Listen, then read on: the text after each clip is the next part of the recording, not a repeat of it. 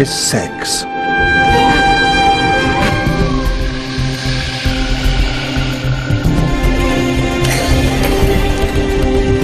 Every animal on Earth has descended from a 4 billion year dynasty of successful breeders.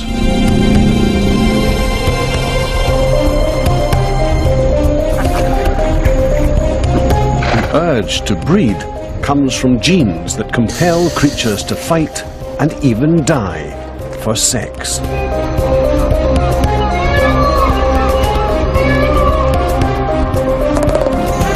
The evolution of sex has been the driving force behind the history of life. It's a battleground where only the sexiest will triumph.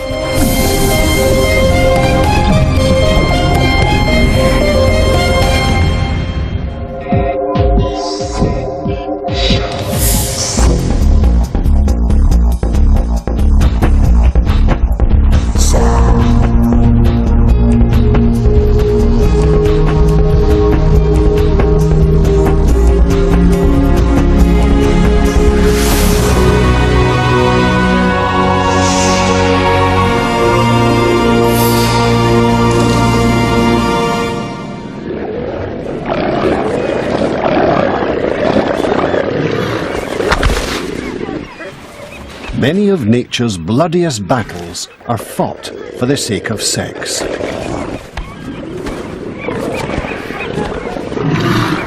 The reason for this passion is obvious, but why do so many creatures suffer so much for sex? The benefit is not the act itself, but continuing the family line. Sex is life's gateway to the future, a way for genes to pass from one generation to the next. And these genes drive both males and females to behave in extraordinary ways. This quest for immortality can be life's ultimate challenge.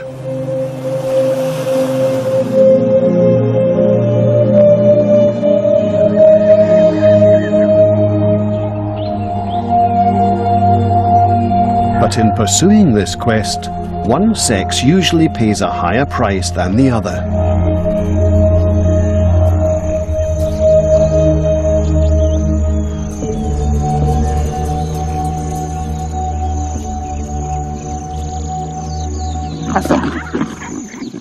Often females are burdened with bringing up the babies, while for the males, the only chore seems to be the act of sex itself.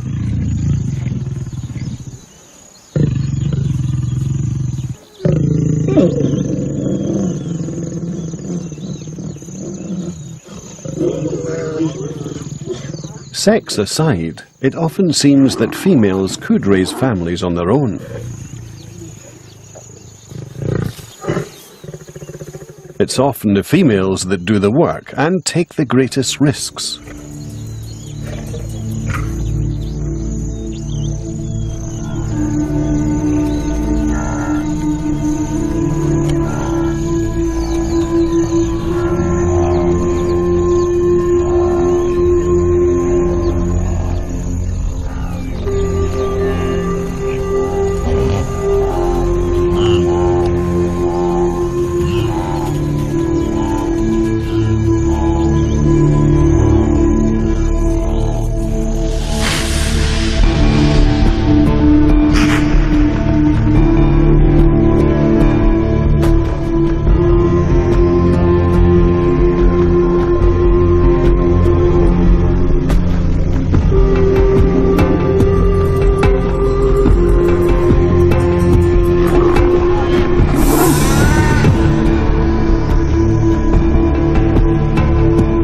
Hunting is always dangerous. Even when caught, prey can still injure the hunters.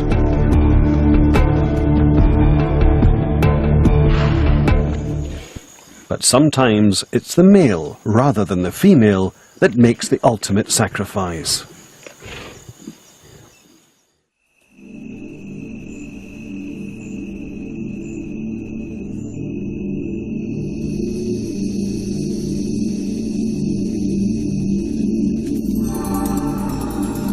This male redback spider has found a female's lair. But will she see him as a potential suitor or her next meal? His footsteps vibrate the web in a particular way that he hopes will identify him. She gets the right message and stays still. Tentatively, he maneuvers into place. One false move, and he'll be dead.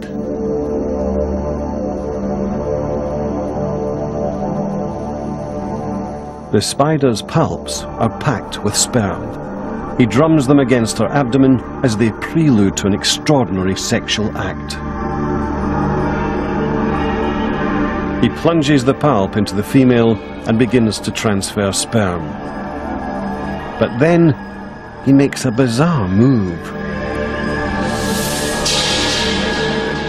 He flips his body over into the female's jaws. He forfeits his own life, all for the sake of sex. But there's method to his madness. While she eats, he continues to inject sperm, and more sperm means more babies to carry on his genetic line. Genetically, it makes perfect sense. He has to die sometime, and by trading in his life early, he ensures a bigger stake in the next generation. Amazingly, suicidal strategies such as this are not uncommon.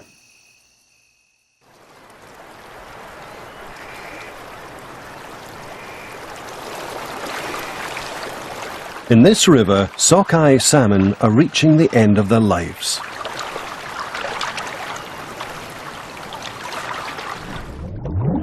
Over the past few weeks, they have swum 1,600 kilometers upstream from the ocean, instinctively driven in search of sex.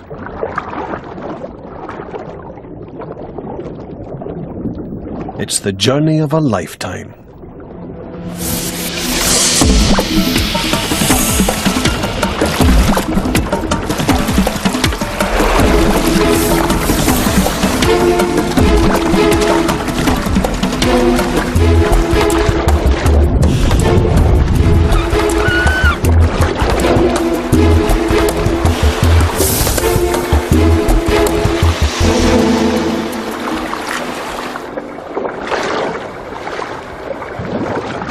Finally, they reach the very gravel bed where they themselves first hatched. But although they're exhausted by the struggle, they have one last mission. They must now compete for mates. The males jostle one another for the chance to fertilize a female's eggs.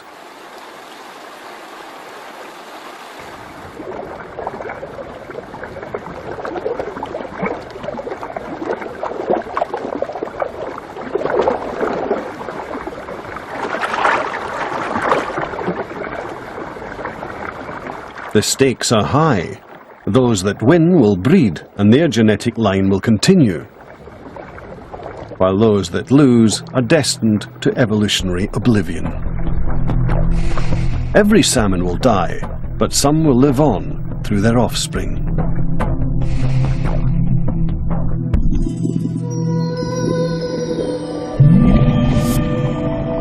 Within each egg lie the blueprints of life. Genes inherited from both parents. Instructed by those genes, a shapeless egg turns into a baby salmon. A salmon with the genetic pedigree to breed successfully. The secrets of breeding success are also passed from generation to generation within these genes.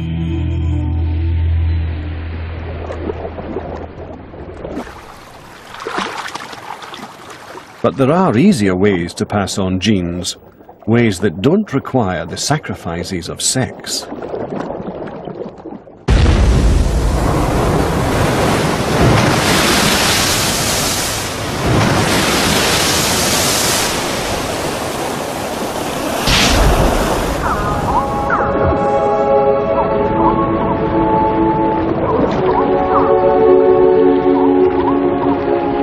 These sea anemones can reproduce without a partner. They don't need sex. The anemones simply split themselves down the middle to create two identical animals, clones.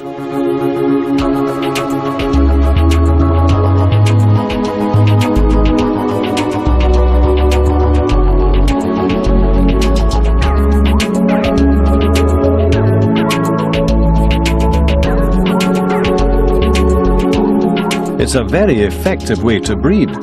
There's no need to expend time searching for a mate, and the process itself is quick. In just a few hours, one anemone can divide into babies able to reproduce in exactly the same way.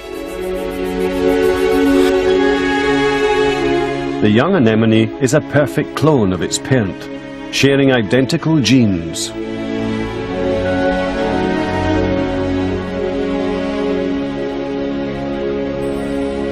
And cloning as a means of rapid reproduction is a method also used by more complex animals.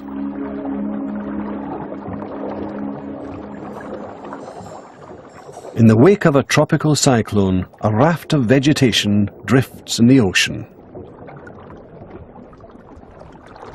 On board is a small passenger, a female gecko.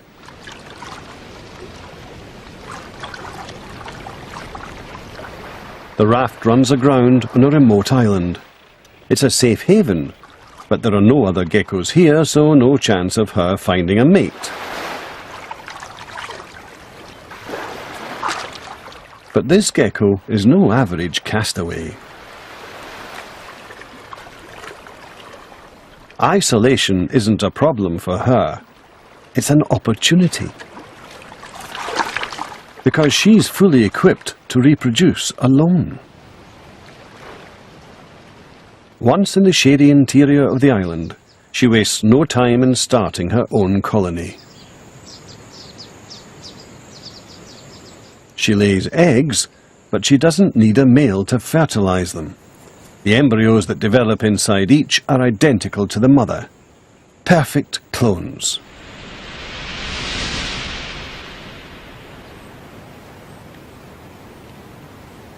Several weeks later, the baby geckos hatch. They're all female and can also lay eggs without needing to mate.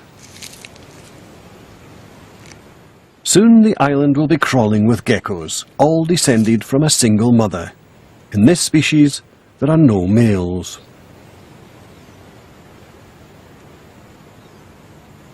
Breeding without sex might work well on an isolated island, but it can be a perilous strategy elsewhere in the world, where predators and disease are rampant.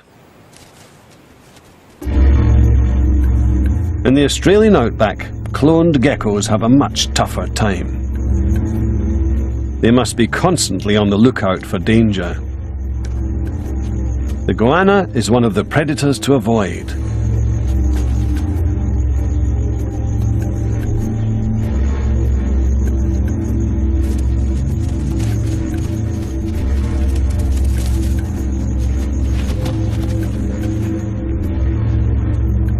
But other threats are much harder to hide from.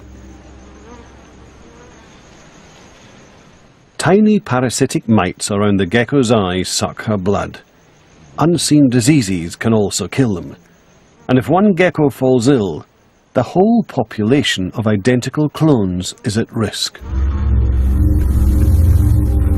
Like their island relatives, these geckos multiply rapidly. Each gives birth to numerous female clones. But here, cloning is a double-edged sword. If a parasite finds a weakness in one gecko, it can infect all the others.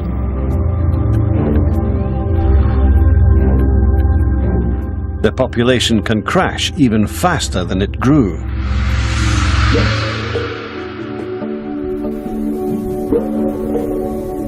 But living alongside the clones are other female geckos that do pair with males and multiply through sex.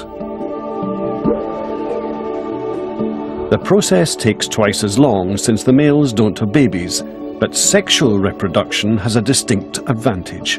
it mixes genes and creates unique offspring, each with its own unique defense against infection. Parasites have a tough time spreading through this population.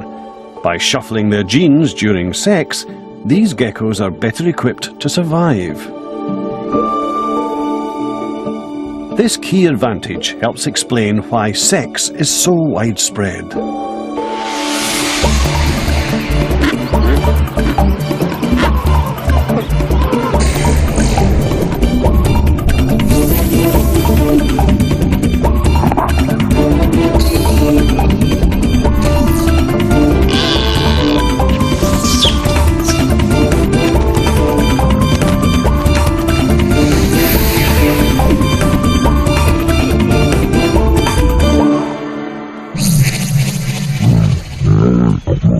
But the advantages of sex may extend far beyond merely shuffling genes.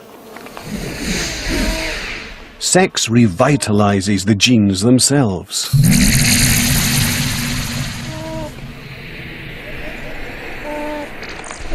The two sets of genes that come together during sex each have their own imperfections, because genes get damaged from time to time.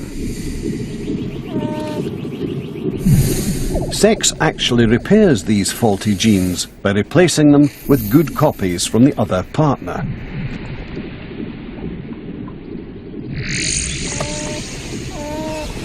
With sex constantly rejuvenating genes, each generation becomes stronger than the last.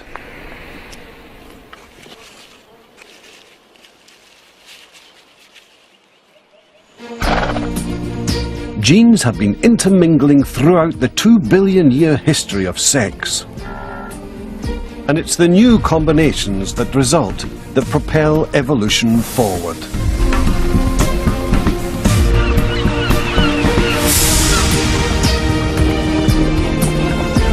The amazing diversity of creatures on our planet today is a direct result of sexual evolution.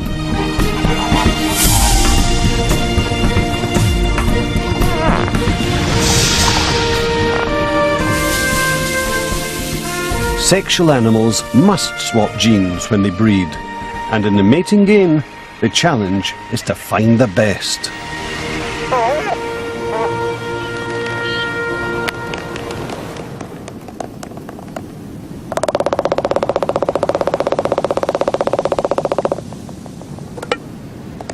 This is how albatrosses do it. After spending months apart, alone at sea, the birds are now compelled by their sexual urge to spend hour after hour in this ceremonial dance.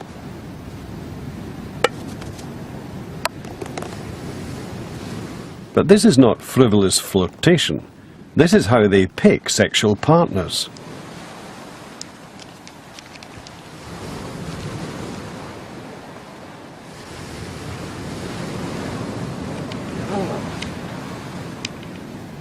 The female already carries a single large egg. A rare and valuable contribution towards the next generation. But a male produces millions of sperm. Tiny, inexpensive packages of genes. This difference in size is key to the evolution of sex. 2 billion years ago, when it first evolved, sex was a simple matter. Cells simply bumped into each other and then swapped genes.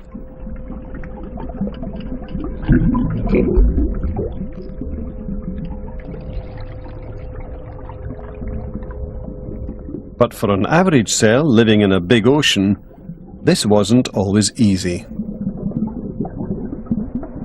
Smaller, more agile cells were better at finding partners.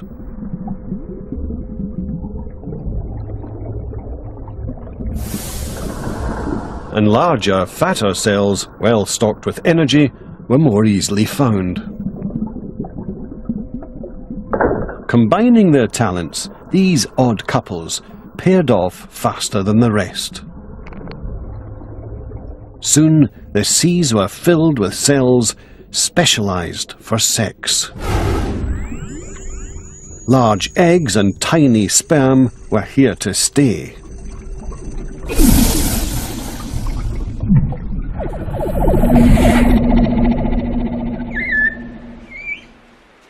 Today, the difference in size between eggs and sperm can reach amazing extremes. From the outside, the female kiwi looks almost identical to her male partner. But inside is a truly enormous egg. She'll only produce a few in her lifetime.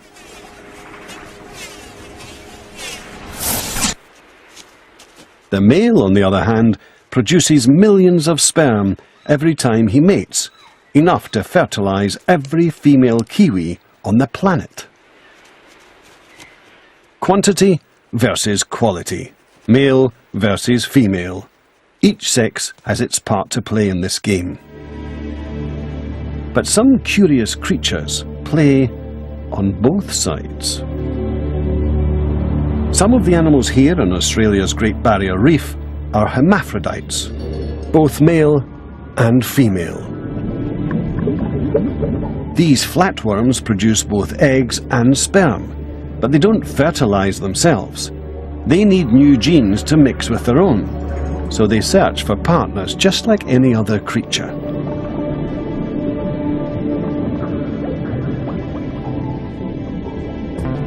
But when they meet, they first need to determine which will play the male and which the female role. They do this by penis fencing. Each flatworm stabs at the other with its harpoon-like penis, trying to pierce the other worm's skin.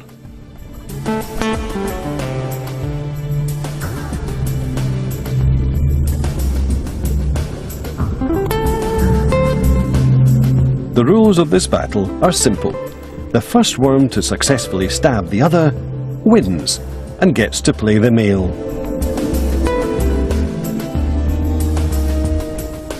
These flatworms even have two penises, twice as effective in battle and capable of injecting all the more sperm. Their sperm are small and they've plenty to spare, while they keep their large, valuable eggs in reserve. But in this contest, there's triumph in defeat. The eggs from this union will be fertilized by the sperm with the winning genes, an asset to the next generation. For male animals, spreading their genes is cheap and relatively easy.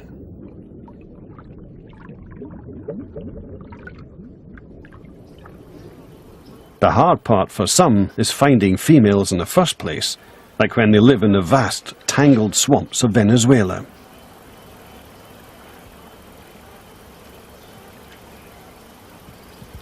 Here, all eyes are on the lookout for a dangerous, predatory female.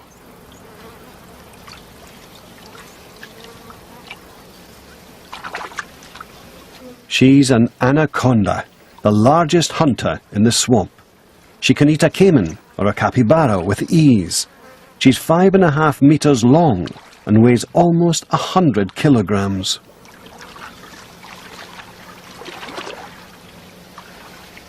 And the larger she is, the more young she can have. Her fertile body acts as a beacon to male anacondas. She doesn't need to make any effort to find them.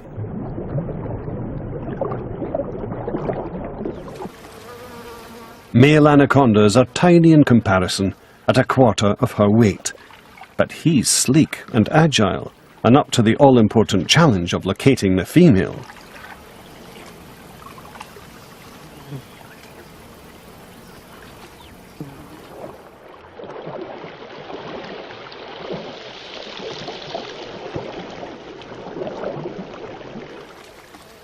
Eventually, he finds her. But she's not alone. 8 other male anacondas are already wrapped around a female. Sometimes they remain entwined like this for more than a month.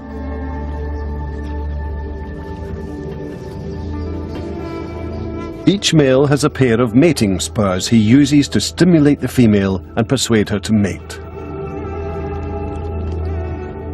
The males wrestle to be the winner in this serpentine battle for sex.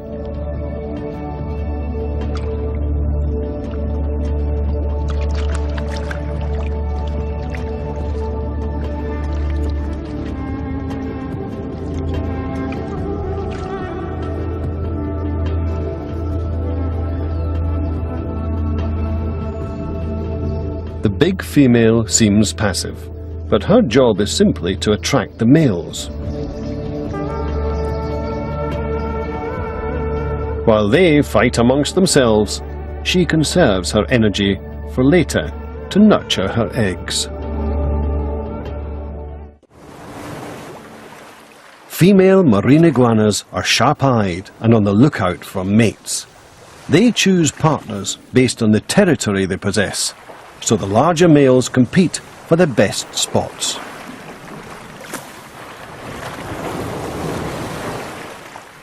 Until clear winners have emerged, eating rather than mating is the female's priority.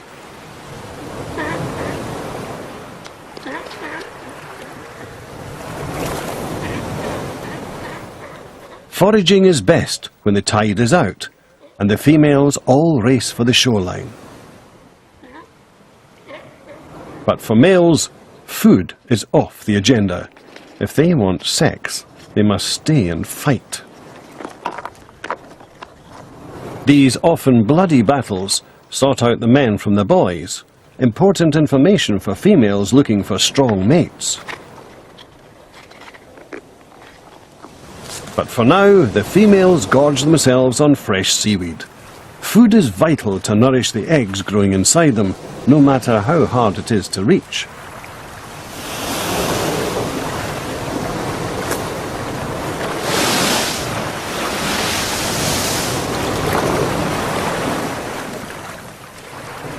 The battles between males continue through the heat of the day.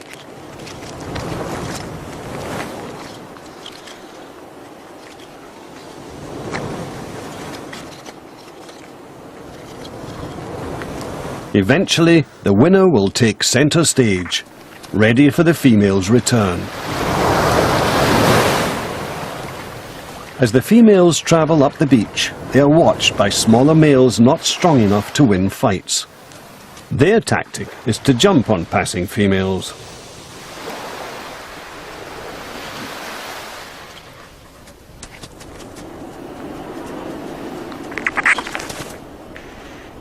But this female wants a male that has proved his strength in battle.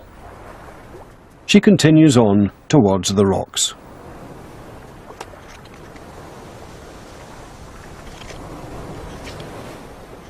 A winning male welcomes the females onto his patch. He sniffs them to see if they're ready to mate.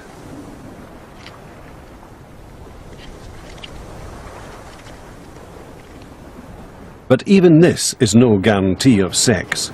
The males still have to wait until the females accept them.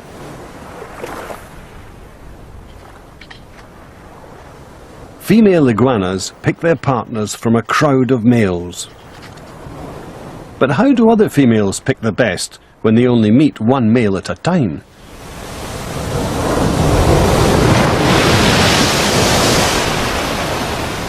A surprising answer has been found in the woods of Ohio.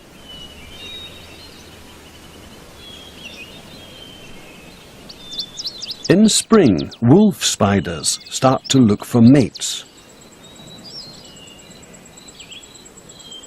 The female stays hidden, wary of predators. But she leaves a trail of silk for males to find.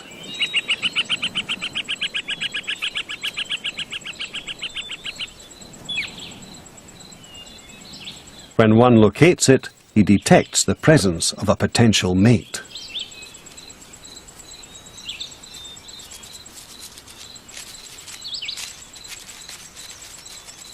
She senses his tapping signal.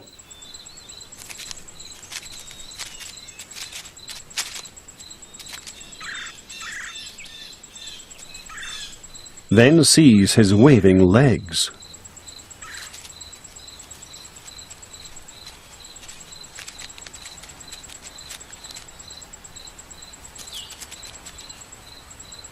But why does she choose this male above all others? Something about him attracts her. He has long bristles on his front legs, tufts that seem to serve no practical purpose, and he shows them off by giving her a wave. Could it really be his hairy legs that catch the female spider's eye? To find out, the spider's viewing habits have been analysed on videotape.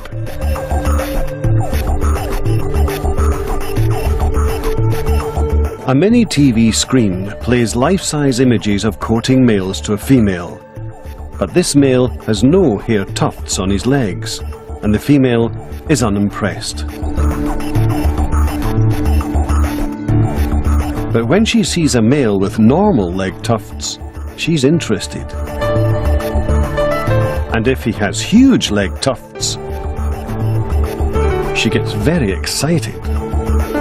If females find hairy legs sexy, so will their daughters, and they'll also have sons with hairy legs.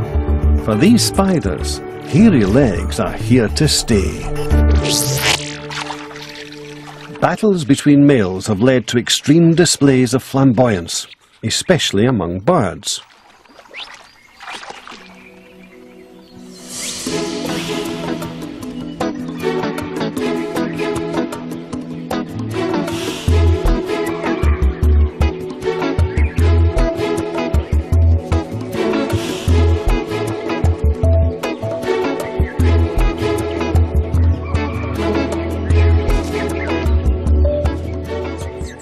And throughout the bird world, females carefully choose the best males they can find. But for some females, the search continues even after they've found a mate.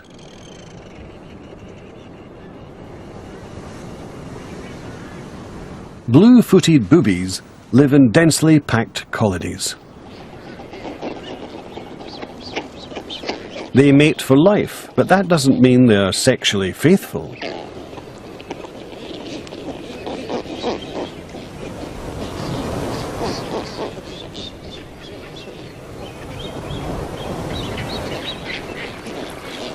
Each female has a regular partner she can depend on to feed her chicks.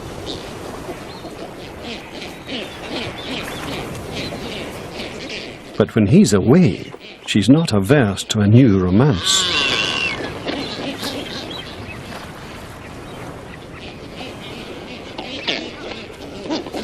When a female is home alone, other males are more than happy to keep her company.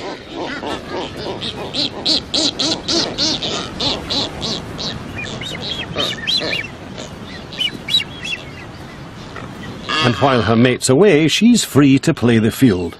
Infidelity makes sense. She already has a committed partner, but he may not have the best genes. It's possible that another male might have more to offer.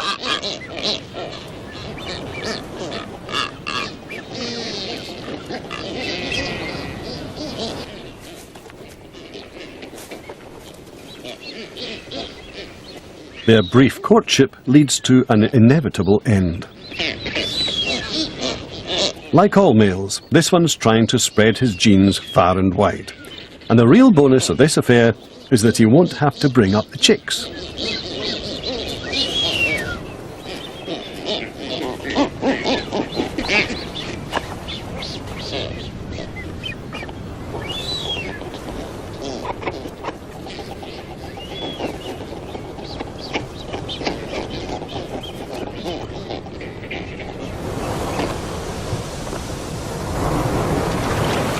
Meanwhile, her regular partner goes on fishing in blissful ignorance.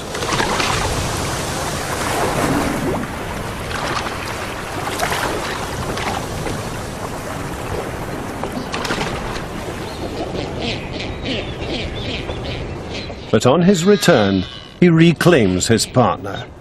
It's to his advantage to do so. Repeated mating will keep his sperm in the race to fertilize her eggs.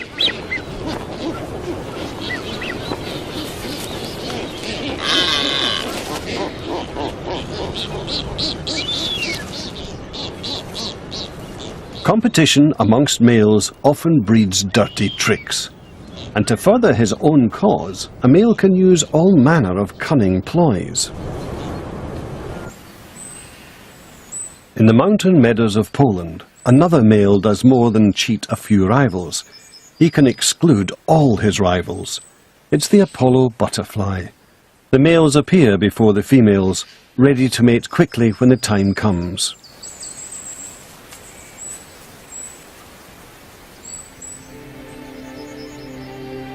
Down below, a female is about to emerge from this pupa.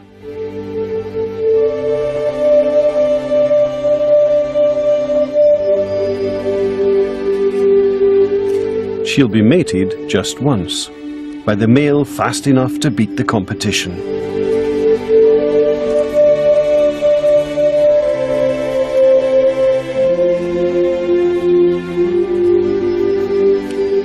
As soon as she emerges, something, probably her scent, alerts males to her presence, and the race to find her is on.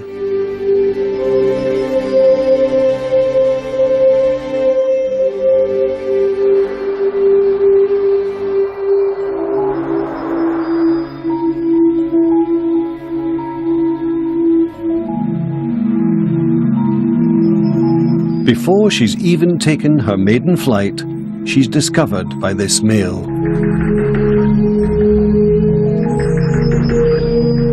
But how can he make sure that he's the only mate she will ever have?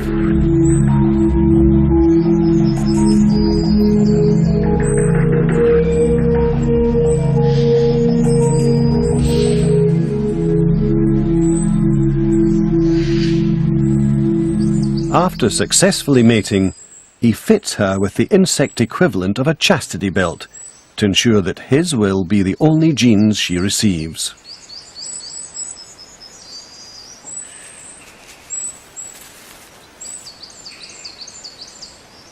And then he leaves, victorious. No other male can mate with this female because he has sealed off all access with an impenetrable spiked plug that has now set hard. The female had little choice in this mating game, but sometimes females have a surprising amount of influence.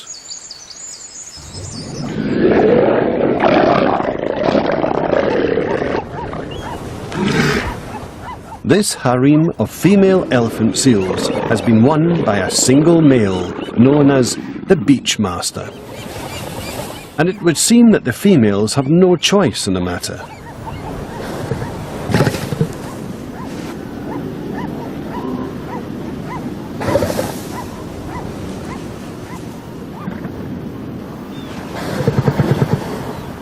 But the female's discriminating tastes will soon be revealed when a visitor approaches the harem.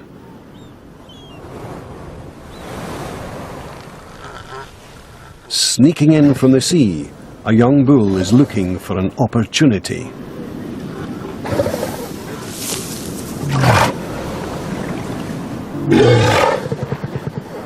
He's intent on seduction.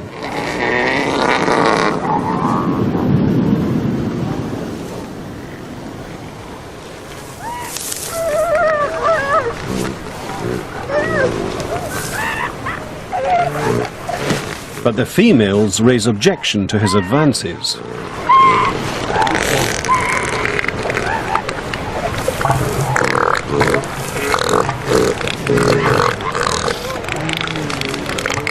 The commotion wakes the beachmaster, who chases off the upstart bachelor.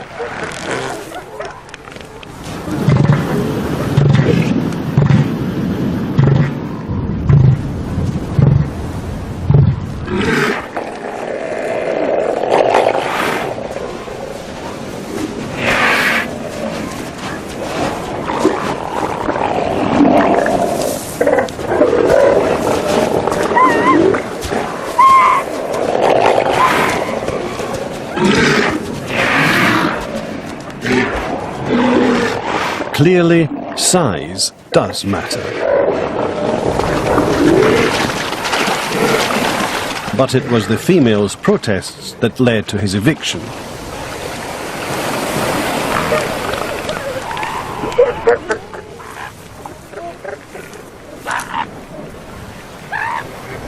These females won't settle for second best.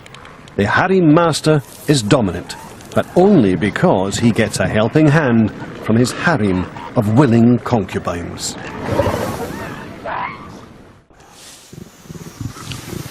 Female lions are also the willing subjects of powerful males.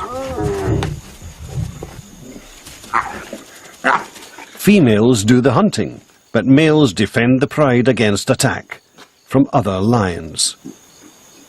If the males in a pride die, the females and cubs are left extremely vulnerable.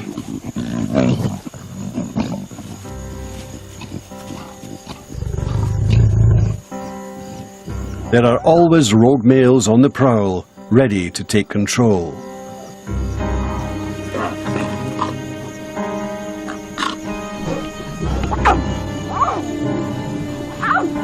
And an invading male will kill any cubs he finds.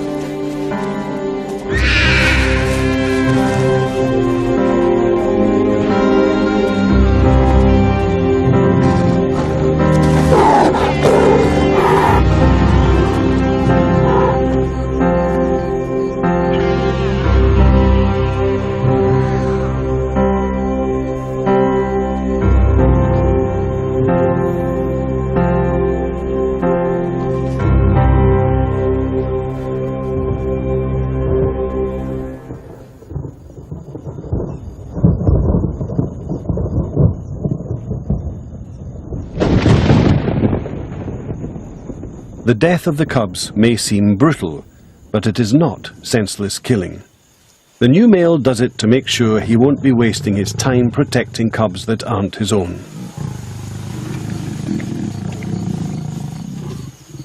The female will soon bear his own young, and he'll stick around to protect them from other marauding males. In doing so, he also protects the female's new family. Despite their conflicts, males and females must cooperate. They need each other to bring their genes together in a vital combination, a renewal of life.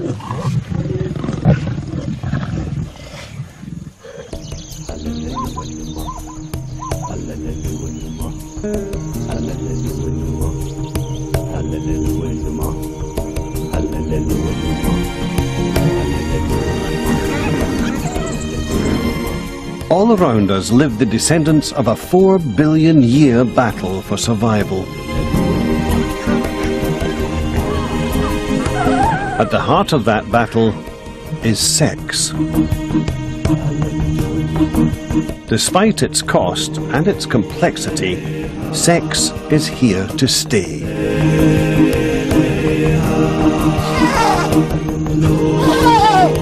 New life is born every minute, equipped with the right combination of genes from both parents, ready to survive in an ever-changing world.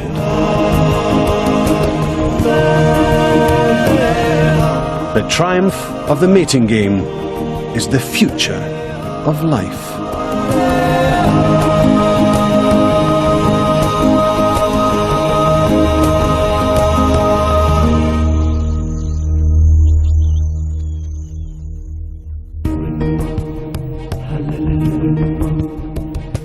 Hallelujah.